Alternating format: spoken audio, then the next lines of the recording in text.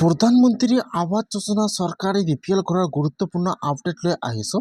সেইটো আপডেট হ'ল যদি আপোনালোকৰ জিঅ' টেগ সম্পূৰ্ণ হৈ গৈছে আৰু আপোনাৰ একাউণ্টত এতিয়াও চৰকাৰী ঘৰৰ ফাৰ্ষ্ট কিস্তি সোমোৱা নাই, তেনেহ'লে কিন্তু আপোনালোকে ফাৰ্ষ্ট চৰকাৰী ঘৰৰ নতুন একাউণ্ট ভেৰিফাই লিষ্টটো চেক কৰিব লাগিব যে আপোনালোকৰ লিষ্টত নাম আহিছে নে অহা নাই, আপোনালোকৰ নামটো ভেৰিফাই আছে নাই।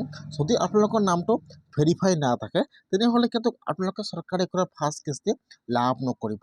যিসকলৰ জিঅ' টেগ সম্পূৰ্ণ হৈ গৈছে সেইসকলে আজিয়ে চৰকাৰী ঘৰৰ একাউণ্ট ভেৰিফাই লিষ্টটো আপোনালোকে আপোনাৰ মোবাইলৰ পৰা আজিয়ে চেক কৰক।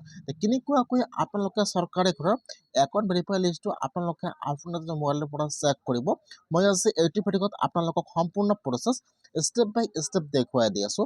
কেনেকৈ আপোনালোকে চৰকাৰী ঘৰৰ একাউণ্ট ভেৰিফাই লিষ্টটো চেক কৰিব চাই লওক। এতিয়া আপোনালোকে ফাৰ্ষ্ট এইটো অপশ্যনত আহিব লাগিব pmayc.nic.in। মই কিন্তু আপোনাৰ সুবিধাৰ কাৰণে অপশ্যনৰ লিংকটো মোৰ ডিছক্ৰিপশ্যনত দি দিছোঁ। আপোনালোকে ডাইৰেক্ট ক্লিক কৰি ফাৰ্ষ্ট এইটো অপশ্যনত আহি যাব। হোৱাৰ পিছত ইয়াত চাব 2 নম্বৰত দিয়া থাকিব আৱাসব। আপোনালোকে ফাৰ্ষ্ট আৱাসৰ ওপৰত এবাৰ ক্লিক কৰিব। তাৰপিছত ইয়াত 2 নম্বৰত অপশ্যন আহি যাব ৰিপৰ্ট। তাৰপিছত আপোনালোকে ৰিপৰ্টৰ ওপৰত এবাৰ ক্লিক কৰিব। ফাৰ্ষ্ট আৱাসব তাৰপিছত ৰিপৰ্টৰ ওপৰত এবাৰ ক্লিক কৰিব।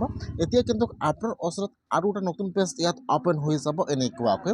এতিয়া আপোনালোকে অলপমান তলত আহি যাব, ইয়াত চাব ইয়াত যিটো এপ নম্বৰ অপশ্যন দিয়া থাকিব EFMS ৰিপৰ্ট, ইয়াত যিটো এপৰ 3 নম্বৰ অপশ্যন দিয়া আছে আপোনালোকে সেইটো অপশ্যনৰ ওপৰত ক্লিক কৰিব। ইয়াত চাব এপৰ 3 নম্বৰ অপশ্যনৰ ওপৰত ক্লিক কৰিব।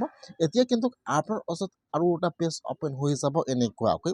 এতিয়া আপোনালোকে ইয়াত একো ক্লিক কৰিব নালাগে, তলত চাব দিয়া থাকিব অল ষ্টেট, সেইটো অপশ্যনৰ ওপৰত ক্লিক কৰিব। ফাৰ্ষ্ট ষ্টেট নাম আছাম চিলেক্ট কৰি লৈ ল'ব।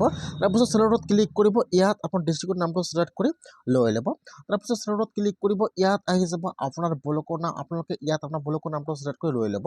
তাৰপিছত ইয়াত আহি যাব আপোনাৰ পঞ্চায়তৰ নাম, আপোনালোকে ইয়াত চাই লৈ ইয়াত আপোনাৰ পঞ্চায়ত নামটো চিলেক্ট কৰি লৈ ল'ব।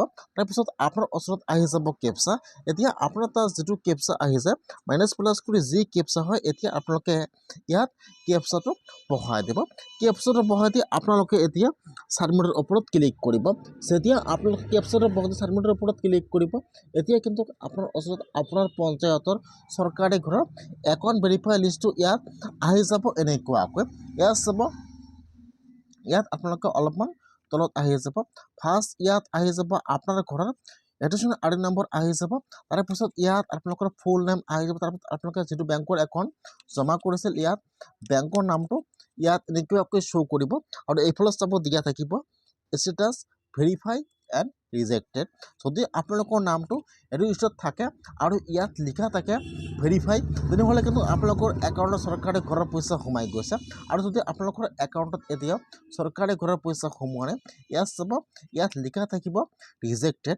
কিহৰ কাৰণে আপোনালোকৰ নামটো ৰিজেক্ট হৈছে, ইয়াত কিন্তু ৰিজনটো দিয়া থাকিব এনেকুৱাকৈ।